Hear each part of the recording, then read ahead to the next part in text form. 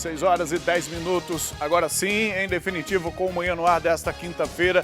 Um dia muito especial para todos nós amazonenses. Hoje é o dia em que se comemora a elevação do Amazonas à categoria de província. Antes disso era a capitania de São José do Rio Negro, né? Teve a sede, inclusive, antes era em Barcelos, veio para Manaus. Em 850 finalmente se torna a província do Amazonas. E daí aqui este local passou por vários nomes, né? Por Estrela, Manaus, Manaus, capital do estado do Amazonas, e chegamos até hoje, até os dias atuais, dia 5 de setembro de 2019.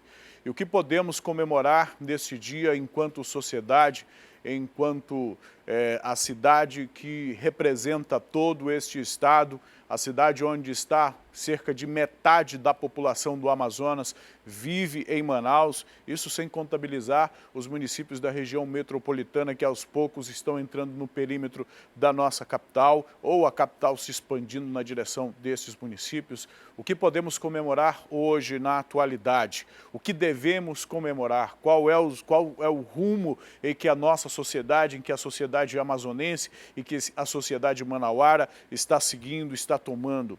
Então, é um dia importante para que façamos essa reflexão, neste momento em que muita gente, aproveitando o feriado, está em casa, talvez ligado aí na TV A Crítica assistindo a nossa programação, ou talvez se preparando para aproveitar o feriadão e fazer alguma atividade em família. É um dia importante para que a gente faça essa reflexão. Hoje também é um dia que serve para a gente refletir, porque é o dia da Amazônia, o dia em que se comemora a Amazônia. E daqui a pouco a gente vai trazer uma reportagem especial produzida pela nossa equipe de produção, pela Juliana Silva e também pelos nossos cinegrafistas, enfim, por toda a nossa equipe, que justamente para fazermos esta reflexão, pensarmos no valor que tem a nossa região para nós, amazonenses, para nós amazônidas e para o planeta também, o que precisa ser preservado, por que precisa ser preservado, qual o impacto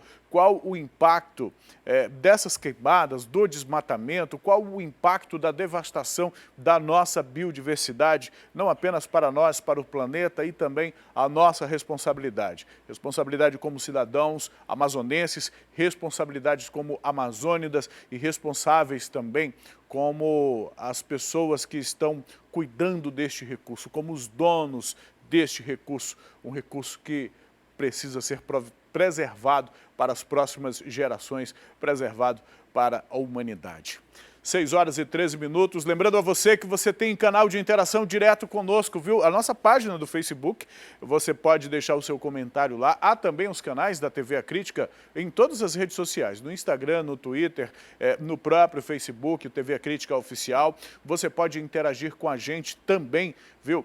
Pelo nosso WhatsApp, é o 992912167, WhatsApp que você entra em contato direto com a nossa equipe de produção, mandando a sua saudação, mandando também os seus comentários em relação aos conteúdos que a gente vai trazer no programa de hoje. Então, você pode entrar em contato com a gente por meio deste telefone que está aí no seu vídeo. E para você que é aqui do Amazonas, mas tem familiares morando em outros estados, talvez até em outros países, é importante lembrar que nós estamos na internet também. E já estávamos pelo aplicativo, pelo A Crítica Play, que é leve, é gratuito, pode ser baixado aí no seu telefone, pode ser baixado também no seu tablet. O A Crítica Play tem o nosso conteúdo. Os destaques, as principais matérias, as produções de todos os programas estão lá, mas a nossa programação ao vivo também.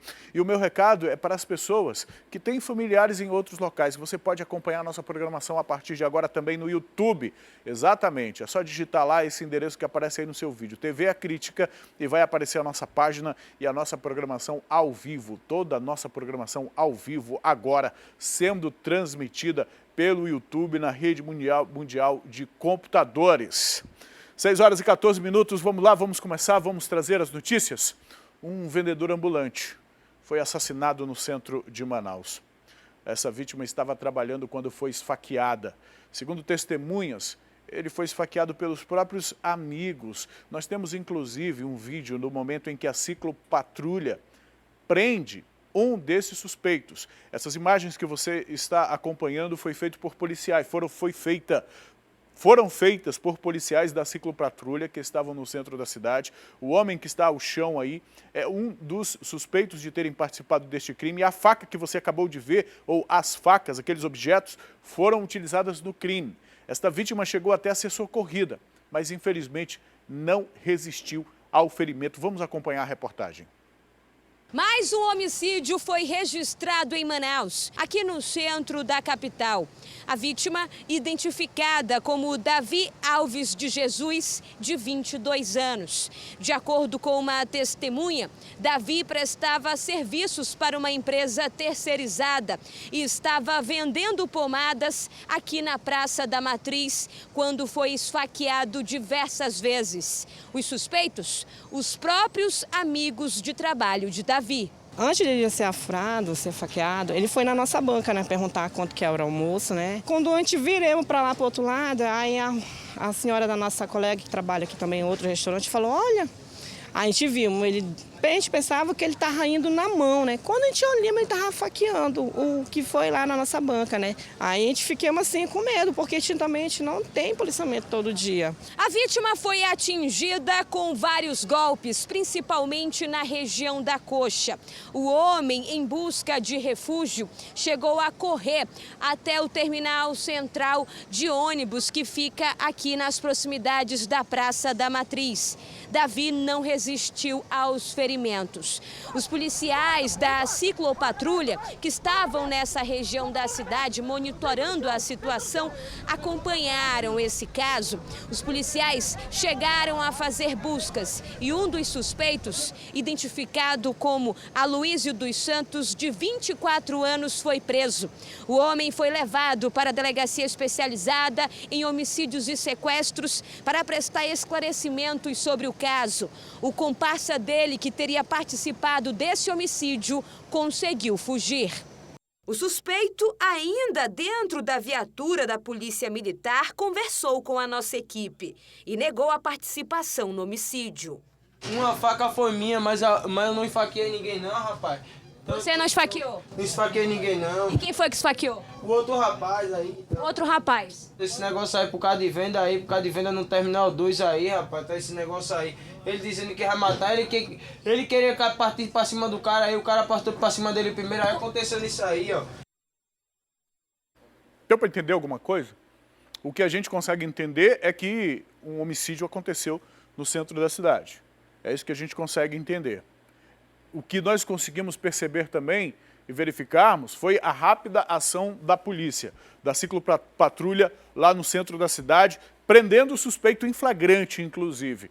Logo em seguida, o policial viu, não foi ninguém que gritou, foi fulano, foi fulano, foi... Essa imagem, o início dela, a gente consegue perceber toda a ação dos policiais ali da ciclopatrulha, que atua, neste caso, ali no centro da cidade. E que tem realizado várias prisões. Hein? Prisões relacionadas a tráfico de drogas, a crime de roubos, a prisões em relação a furtos. E neste caso aqui, nós estamos acompanhando imagens feitas pela câmera que fica no capacete do policial, do exato momento em que esse crime ocorreu. O homem foi esfaqueado, como a gente acompanhou na reportagem da Amanda Amorim, foi esfaqueado. 2 suspeitos participaram deste crime. Um deles foi visto, reconhecido e perseguido pelo policial que estava na bicicleta. O policial fez a detenção, um outro policial chegou no apoio da ciclopatrulha e prendeu aí este moço de cabelo loiro, pintado de loiro, e a faca e a arma do crime. A arma utilizada do crime, inclusive suja do sangue desta vítima. E aí a Amanda chegou próximo deste rapaz, aí como a gente acompanhou na reportagem no carro da polícia, e a explicação a gente não consegue entender direito. Aparentemente eles já tinham algum tipo de desavença por conta desta venda, do espaço de venda ali na área central da cidade, uma venda que ocorre de forma irregular, mas é muito melhor estar vendendo, estar trabalhando em alguma coisa do que estar roubando. É muito melhor estar fazendo, porque é uma atividade lícita, pode não estar regulamentada, mas não estão cometendo crime. Crime se comete quando não se chega a um acordo, quando uma confusão gera uma ameaça e a ameaça finalmente gera esse tipo de situação. Nós temos, diretora, o vídeo na íntegra que dê para a gente colocar? Ainda não. Mas daqui a pouco, quando nós tivermos essa imagem na íntegra, eu quero exibir aqui, faço questão de colocar, inclusive, para a gente valorizar o trabalho policial, para a gente mostrar a forma como estes policiais estão agindo ali naquela área central da cidade e a gente tem a ação. Logo na sequência, depois que o crime acontece, o bandido tenta fugir, o suspeito tenta fugir, o policial faz a detenção. Eu trago esse caso daqui a pouquinho para vocês, viu? 6h20, um motociclista morreu após um grave acidente de trânsito na tarde dessa quarta-feira lá na Avenida Constantino Neri. A Mayara Rocha tem mais informações. Constantino Neri, avenida de grande fluxo que dá acesso ao centro da cidade. Foi exatamente próximo a essa faixa de pedestres que a vítima, Antônio Gleison Júnior, que tinha 22 anos de idade, acabou sofrendo um acidente fatal. Segundo informações, relatos de testemunhas que estavam passando por aqui por volta das 4h30 da tarde desta quarta-feira, um veículo vermelho reduziu a velocidade por conta da faixa. Com isso, o Gleison acabou colidindo com a traseira do veículo, se desequilibrou e caiu da moto. Um ônibus passava bem ao lado. Essa vítima teve a cabeça esmagada pela roda traseira desse coletivo. O SAMU nem foi acionado, já que foi constatada a morte dessa vítima. De acordo ainda com informações das pessoas que passavam por aqui, o condutor do carro vermelho, modelo não identificado, vendo a gravidade da situação, acabou fugindo. Mas o motorista do coletivo foi até a delegacia para prestar esclarecimentos e falar exatamente o que aconteceu. Essa vítima ficou com o capacete partido ao meio, só para se ter ideia da gravidade dessa colisão.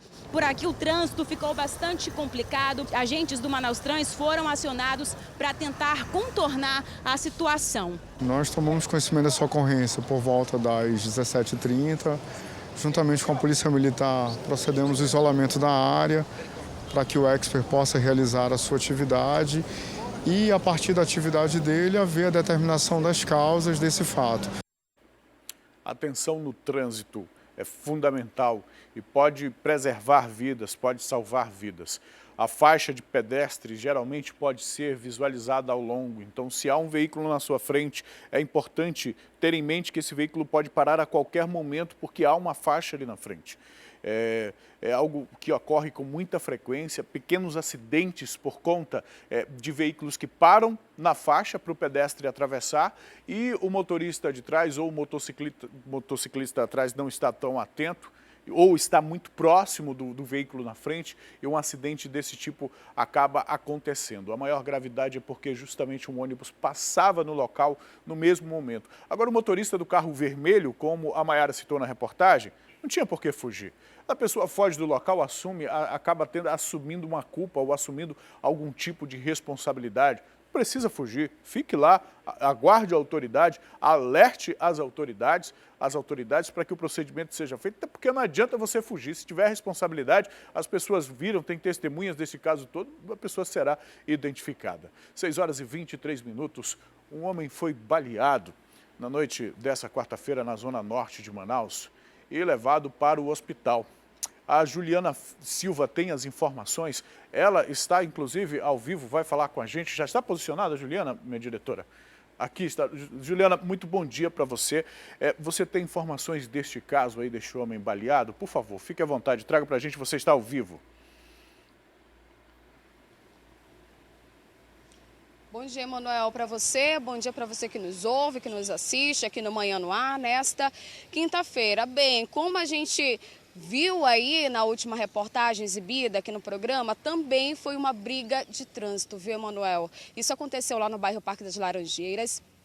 Um motociclista ia subindo uma das avenidas em direção ao bairro São Judas Tadeu. Foi quando ele foi fechado por um carro de cor vermelha, veículo não identificado, a placa e nem o motorista. Começou uma discussão, foi quando o motorista do carro sacou a arma e alvejou esse motociclista, que ficou no chão e foi socorrido por policiais militares.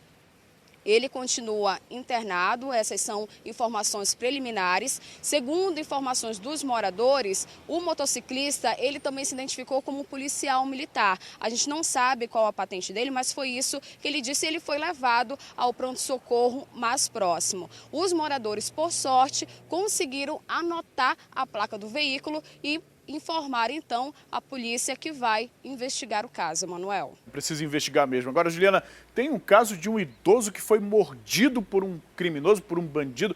Que informações você tem sobre esse fato aí?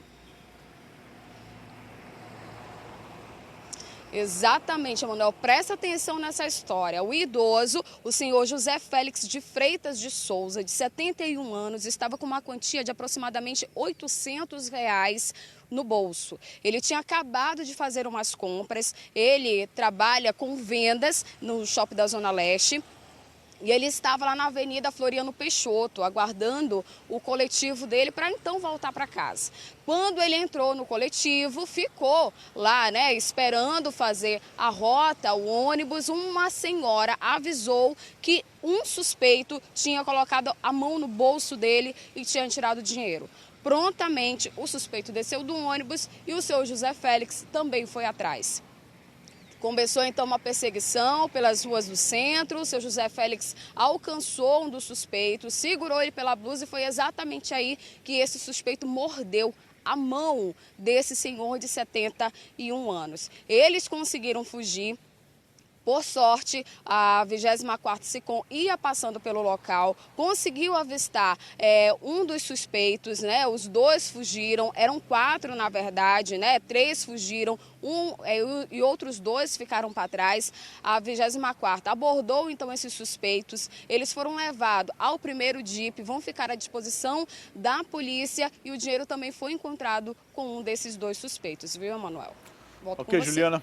Muito obrigado pelas suas informações. Daqui a pouco a gente volta a conversar. Agora, uma história é um absurdo, né? A pessoa, além de ser vítima do crime em si, ainda é mordido pelos bandidos, né? Agora já pensou se um negócio desse vira moda? Os criminosos mordendo as vítimas aí durante os crimes? O senhor reagiu, né? Segurou, como a Juliana trouxe no relato, segurou a camisa do suspeito aí, mas felizmente a polícia pelo menos conseguiu recuperar o que foi furtado, o dinheiro que foi furtado não, o dinheiro que foi roubado neste caso. Agora eu vou trazer uma outra história aqui, sabe aquilo quando os bandidos que já não têm mais medo de nada e decidem tirar graça contra a polícia?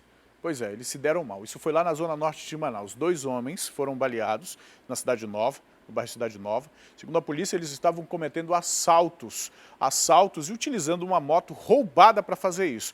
Quando eles fugiram, foram atingidos a tiros porque tentaram apontar a arma para a polícia. Vamos assistir na reportagem?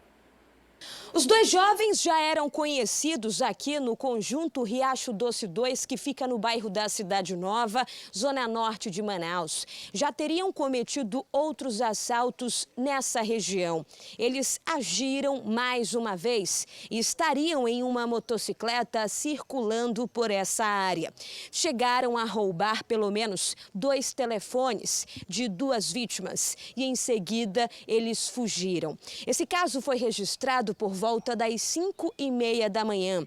Os policiais da 6ª Companhia Interativa Comunitária estavam fazendo um patrulhamento de rotina no conjunto Canaranas. Eles se depararam com esses 2 assaltantes em atitude suspeita. Os policiais decidiram fazer uma abordagem, mas esses bandidos não obedeceram, fugiram do local. A partir daí, iniciou-se uma perseguição policial.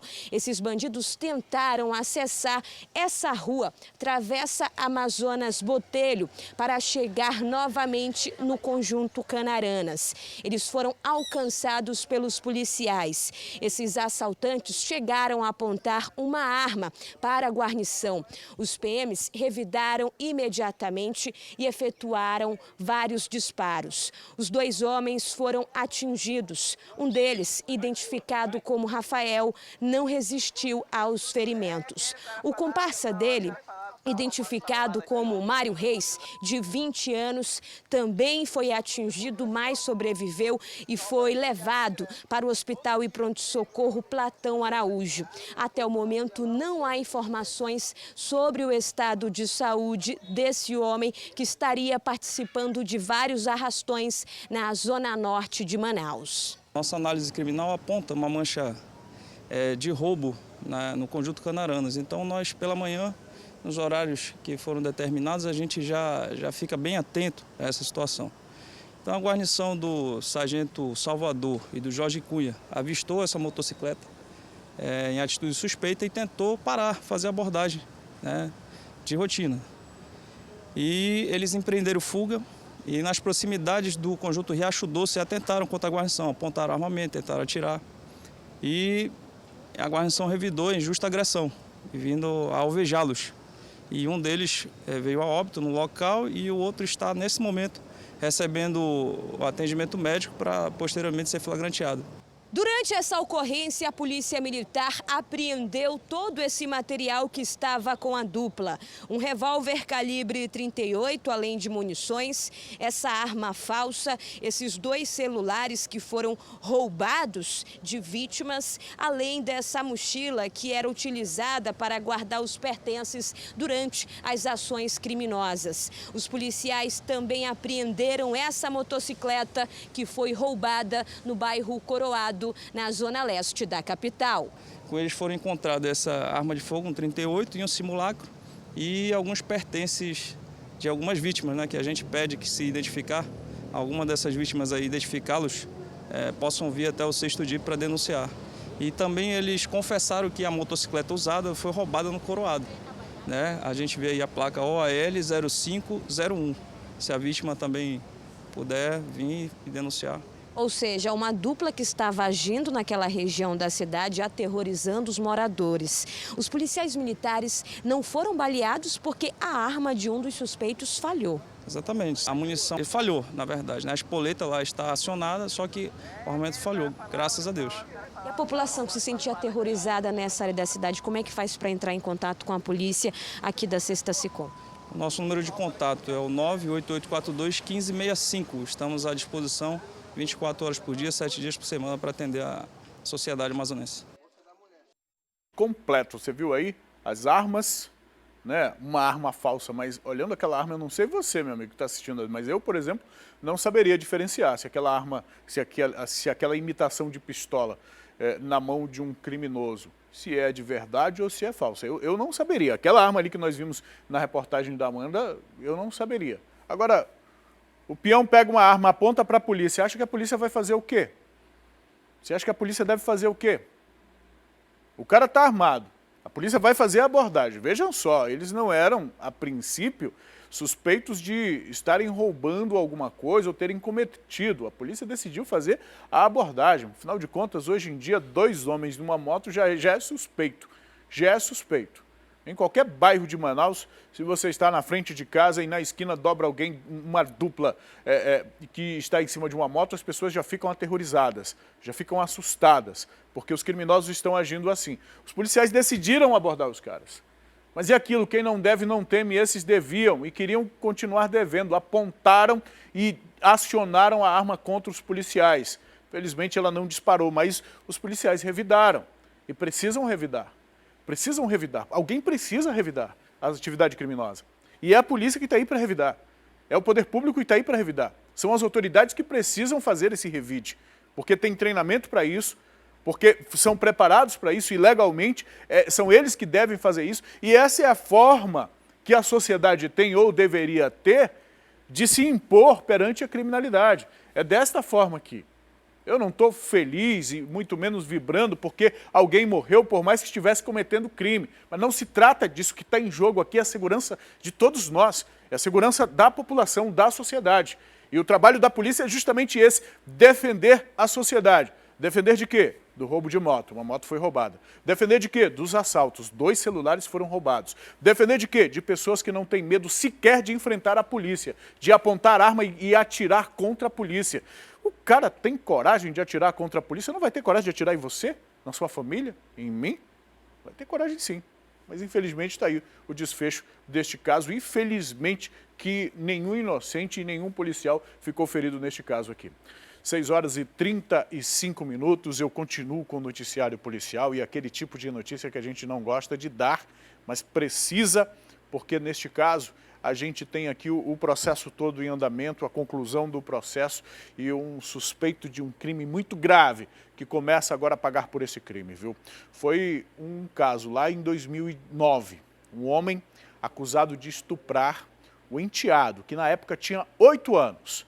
Agora ele foi condenado a 8 anos de prisão e vai cumprir a pena em regime semiaberto. Vamos acompanhar esse caso na reportagem do Alisson Mota. Mais um caso de estupro de vulnerável. Este homem que está com uma camisa na cabeça e de costas para a nossa imagem não pode ser identificado porque, segundo informações da Polícia Civil, estuprou o próprio enteado em 2009. Na época, essa criança tinha apenas 8 anos de idade. Desde então, ele passou a responder esse processo em liberdade, o que já causou estranheza.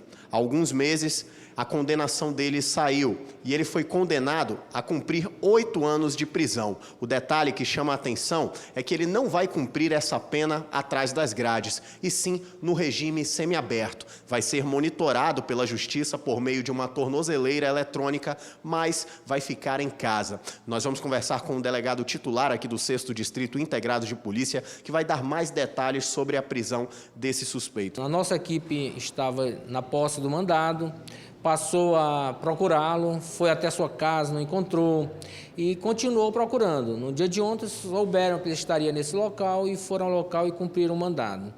Esse fato ocorreu no ano de 2009, quando ele foi acusado de ter praticado esse crime de estupro de vulnerável, e o processo tramitou, chegando ao fim neste ano, né, e ele foi condenado a 8 anos de prisão. Ele vai cumprir em regime semiaberto e, a partir daqui, ele vai ser levado a um setor de triagem, onde será aplicada a medida cabível. Agora, delegado, no caso das condenações pelo crime de estupro, é comum essa pena, né, esse cumprimento no regime semiaberto? Isso depende da avaliação feita pelo juiz, né, porque o crime, nesse caso aí, ele terá bastante restrições. Várias restrições vão ser aplicadas, né? Então, quando a pessoa está nessa situação, tem locais que ele não pode frequentar, ele não pode se ausentar da cidade, não pode se ausentar do estado. Então, não deixa de ser uma prisão também, né? Então, ele vai receber essas medidas de acordo com a avaliação do Poder Judiciário. Daqui do 6º DIP, ele deve seguir para onde? Para o setor de triagem, onde será feita a medida cabível.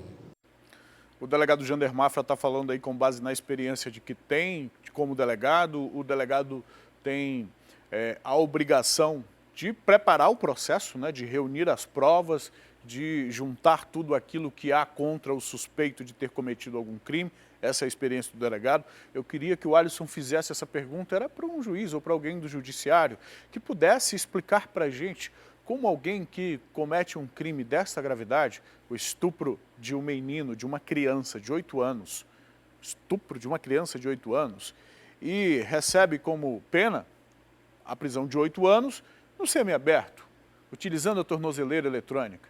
Você que está me acompanhando em casa, assistindo pela televisão, pela internet, ou mesmo os nossos amigos ouvintes da rádio, já imaginou alguém que cometesse uma violência contra um familiar seu, uma criança da sua família, e tivesse como pena utilizar o acessório lá, o enfeite de canela, de tornozelo, por 8 anos, fora da cadeia, livre inclusive para continuar cometendo outros crimes ou esse tipo de crime?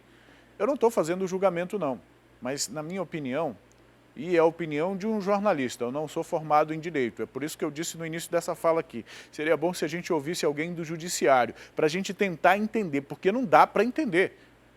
Não dá para entender. A utilização, o semiaberto com a utilização da tornozeleira eletrônica é praticamente a liberdade, porque o cara vai para onde ele quiser. Não tem ninguém monitorando, e se estão monitorando, não tem ninguém fiscalizando, a polícia não está indo atrás, não tem gente para fazer isso. quando fiscaliza é a Secretaria de Administração Penitenciária, que do início do ano até aqui fez 2 fiscalizações. Se bem que antes nem isso era feito, apenas 2 fiscalizações. E depois da fiscalização é que se verificam que se está usando a tornozeleira ou não, se está dentro do perímetro ou não, aí que se comunica ao judiciário, só depois que alguma medida é tomada. 8 anos, regime semiaberto. Para mim isso é igual a liberdade, viu? 6h40, um homem foi preso depois de uma denúncia anônima. Ele estaria dando tiros para o alto em frente à casa onde ele mora. Como se não bastasse tanta violência que a gente tem por aí, o cara decide ficar atirando na frente da casa dele. Vamos entender melhor esse caso aí na reportagem. Este homem que aparece na sua imagem a partir de agora é o Rui de Souza Santos Júnior, de 34 anos. Ele foi preso por policiais civis na Rua do Comércio, no bairro Monte das Oliveiras. Segundo informações repassadas pela Polícia Civil, eles receberam uma denúncia anônima. O denunciante dizia o seguinte, que o Rui é um flamenguista fervoroso. Em dias de jogo, a emoção tomava conta e ele acabava usando uma arma de fogo, atirando para cima para comemorar esses gols.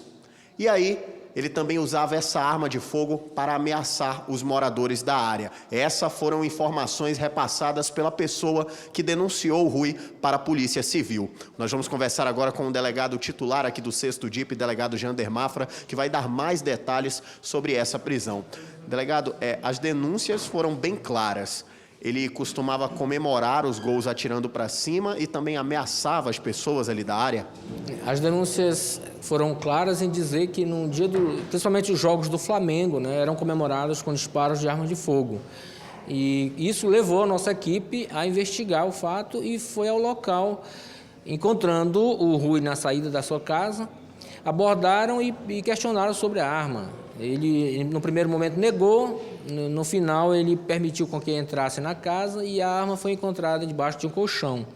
Segundo ele utiliza para se defender de pessoas que praticam o uso de drogas lá no local, mas isso aí será investigado durante o inquérito policial. Ocorre que ele foi preso por posse de arma, que estava na sua casa, e ele será levado à audiência de custódia para que o juiz decida se ele vai ficar livre ou vai ficar preso. Agora, delegado, o Rui não tem nenhuma passagem pela polícia, né? É a primeira vez que ele foi preso. Não tem nenhuma passagem, né?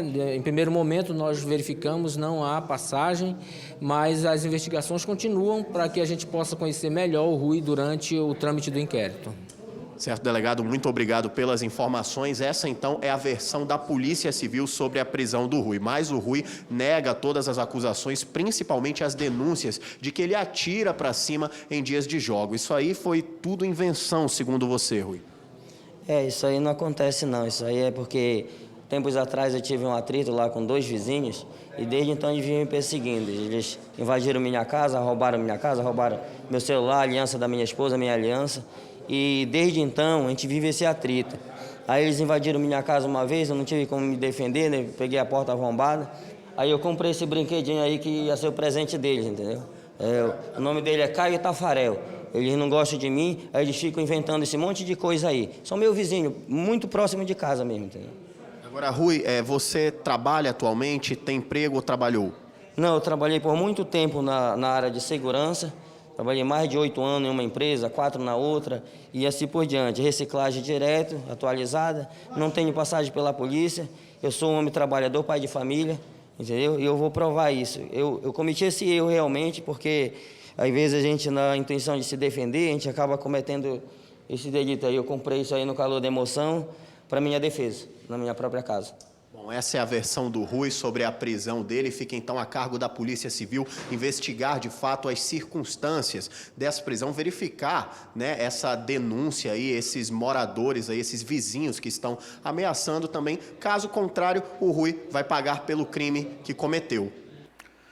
Desnecessário, Rui. Desnecessário fazer o que fez. Desnecessário usar a arma para atirar para cima, se bem que são denúncias dos vizinhos. Coloca, por favor, Caio, em tela cheia a imagem aí. Quando aparecer a imagem da arma, me parece que nenhum dos projéteis lá, nenhuma das balas foi disparada, nenhuma está deflagrada, né? Então, mas ele efetivamente foi encontrado com a posse da arma de fogo dentro de casa. Dentro de casa. Isso se você tem uma confusão com o vizinho sabe que você está armado, ele vai se proteger, ele vai te denunciar. Mas o que chama a atenção, olha aí, a arma, o brinquedinho que o Rui disse que comprou, as balas, olha, nenhuma das balas está deflagrada e me parece que esse revólver calça 5 balas apenas. Um 38 que calça 5 balas. Então nenhuma foi deflagrada. Mas as pessoas sabiam que ele tinha arma em casa. E o denunciaram e está aí na delegacia e vai responder pela posse da arma de fogo, que é crime. É crime no Brasil o cidadão ter uma arma de fogo. Ainda é crime. É uma hipocrisia. É uma hipocrisia, porque o bandido está com arma aí direto. A polícia apreende todos os meses quase 200 armas. Quase 200 armas nas mãos de criminosos. A população não pode, porque é crime. E aí o Rui vai responder aí pelo crime de posse de arma. Desnecessário, Rui, você passar por uma situação dessa. Por isso, meus amigos, essa questão de confusão invisível, a melhor coisa é você conversar, chegar a um acordo, procurar um meio termo, porque a gente está trazendo a reportagem aqui de um homem que foi preso em posse de arma de fogo. Mas já pensou se essas invasões que ele está dizendo aí forem reais e um vizinho atravessa o portão da casa dele? A notícia poderia ter sido outra, poderia ter sido outra realmente. Os defensores de que a população não deve ter arma dizem que ter arma é perigoso. É perigoso ter arma, a posse de arma é perigosa. De fato, ter uma arma dentro de casa é perigoso. Quanto mais armas nas ruas, mais possibilidade de elas serem usadas. E é justamente nisso que eu sou favorável. Para tirar as armas das ruas, mas não apenas da mão do cidadão, não. Da mão dos criminosos também. Se o cidadão não pode, bandido também não pode. E aí como é que a gente classifica o Rui? Comprou uma arma de forma ilegal, tem uma arma em casa. Segundo ele, é trabalhador, não comete crimes, mas tem a arma de forma ilegal. É bandido? É cidadão? Um problema, né? 6 horas e 47 minutos, uma mochila com mais de 12 mil reais e várias porções de drogas. Foi encontrada, sabe onde? Lá na ocupação Cemitério dos Índios, na zona norte da cidade. Quem tem os detalhes deste caso é a Manuela Montenegro. Os criminosos fugiram, mas deixaram as provas do crime para trás. Uma mochila com 7 tabletes de maconha tipo skunk e a quantia de R$ 12.500 em dinheiro foi encontrada na manhã da última terça-feira, na invasão conhecida como Cemitério dos Índios, situada no bairro Nova Cidade. Os policiais da Força Tática foram até lá para realizar um patrulhamento de rotina. E quando estavam trafegando no final da Rua 70, avistaram 2 jovens em uma ponte que dá acesso justamente a essa invasão. Acontece que na hora que eles perceberam a aproximação das viaturas, começaram a correr e conseguiram escapar. Só que na hora da fuga, deixaram a mochila com essa quantia significativa de dinheiro e drogas para trás. Quem encontrou? Os policiais da Força Tática que conversam agora com a gente a respeito dessa história. Então, vocês chegaram a avistar ainda os donos dessa mochila que portava aí toda essa materialidade. Exatamente. O local já é um local onde ocorre intensos conflitos, né, de facções rivais, tráfico de drogas. Então, a nossa equipe estava em patrulhamento pelo local, ali no final da Rua 70, né, quando resolveu fazer uma incursão, né, na área da invasão. Nós adentramos ali o local, né, e no final da ponte visualizamos ali um grupo, né. Não foi possível determinar ali o número de pessoas. Mas ao perceberem a presença da polícia, fugiram. Então deixaram para trás ali uma bolsa muito pesada, né, provavelmente atrapalharia na fuga deles.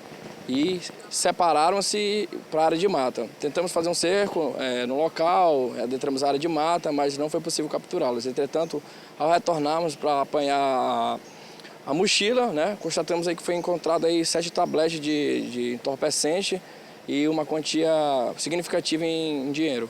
Agora eu imagino que a Força Tática vá atrás dos donos aí desses 7 tabletes de maconha, nessa quantia aí de dinheiro significativa, mais de R$ 10.000. Vocês vão intensificar as buscas ali na área do Cemitério dos Índios para tentar encontrar os proprietários aí desse material? Com certeza, até porque não é a primeira vez, né, que nós realizamos apreensões no local.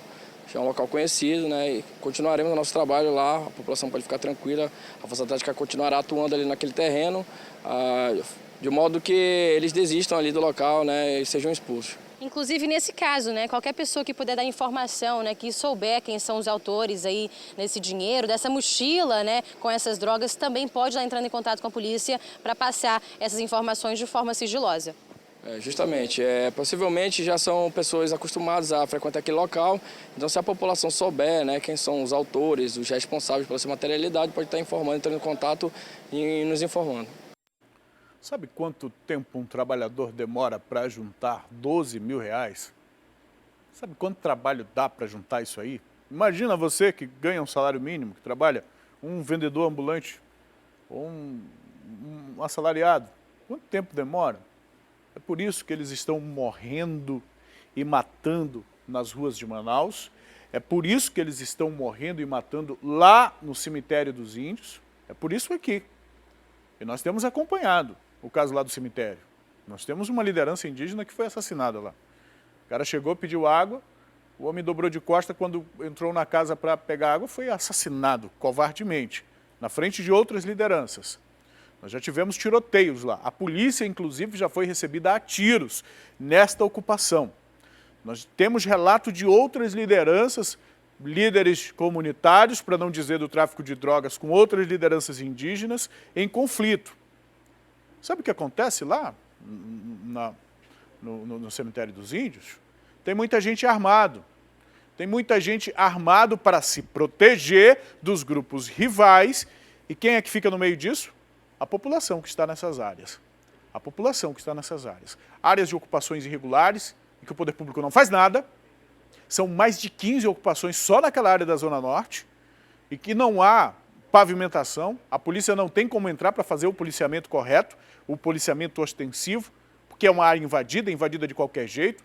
Então, se a polícia não está, se o poder público não está, se a segurança não está, quem é que está nesses locais? As pessoas que comercializam isso aqui, as pessoas que estão atrás deste comércio, as pessoas que estão fugitivos da lei, fugitivos ou foragidos, aqueles que ainda não foram presos para responder por crimes e aqueles que conseguiram fugir ou que romperam tornozeleira vão se esconder nesses locais. E a população que vai para lá, que ocupa, que invade, porque não tem onde morar, porque não tem condições de pagar aluguel ou coisa e tal, acaba ficando refém disso. Tudo por conta dessa atividade criminosa, desse comércio criminoso. E de onde vem esse dinheiro? De onde vem esses 12 mil reais aí? Do pessoal que compra, do pessoal que gosta, do pessoal que curte um barato, do pessoal que curte as drogas. Esse é o sistema todo, viu? 6 horas e 52 minutos. Troca aqui, por favor. Coloca a Catiane Moura. Ela já está posicionada lá. Vamos mudar um pouco de assunto. Está aí posicionada, bonita, sorridente. A cara do Manhã no Ar, né? Catiane, coloca o teu ponto. Ela tá com o outro lado aqui. Traz pra gente as informações, porque hoje é feriado. A gente muda um pouco de assunto. Ela vai trazer essas informações sobre o funcionamento dos órgãos públicos estaduais, que vão ter horários diferenciados aqui na capital. Então fala pra gente, por favor, Catiane. Delegacias, como é que vai funcionar nas delegacias? Explica, que informação tu tem aí? Muito bom dia para você, Manuel. Muito bom dia a todos que estão acompanhando o Manhã no Ar. Vou tirar o ponto aqui porque eu estou me ouvindo, tá? Vamos lá, Emanuel. Primeiramente, estava com saudade de você, hein? Tava com saudade mesmo. Que bom que você voltou.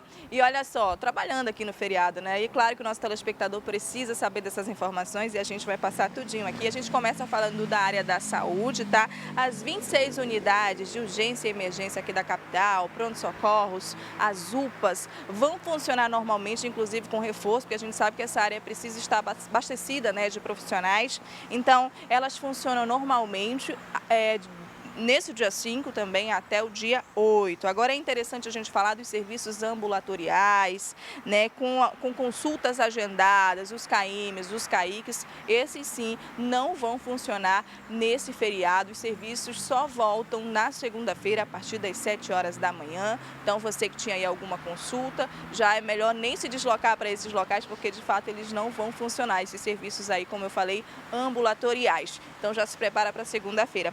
A gente fala também um pouquinho na área da educação, né?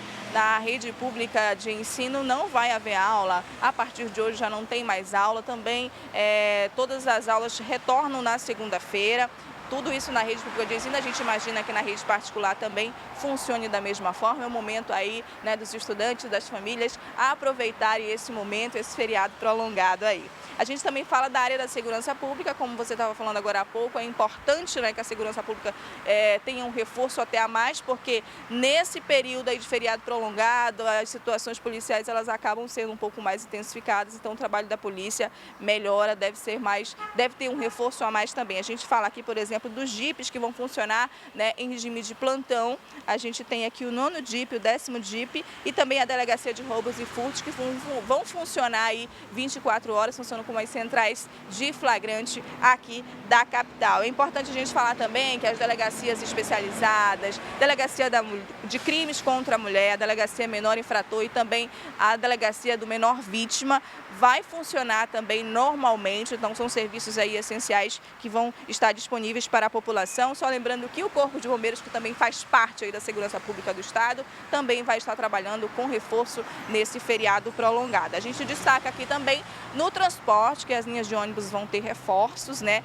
Mas já a gente vai falar disso, porque mais tarde eu volto para falar sobre o trânsito, como vai ficar o trânsito ali na área do Sambódromo para o desfile do dia 7 neste sábado. Emanuel. Muito bem, Catiane, muito obrigado pelas informações. Daqui a pouco eu volto a falar com você. Bom, vamos fazer um intervalo? Vamos fazer um intervalo. Daqui a pouco, viu, a gente traz a Operação Luz da Infância, viu? Uma operação realizada em 14 estados, realizada no Distrito Federal, mobilizou um grande efetivo das polícias e aqui em Manaus houve prisões, viu? Prisões de 2 homens, pelo menos, acusados de crimes contra crianças e adolescentes. É a informação que eu trago daqui a pouquinho, depois do intervalo.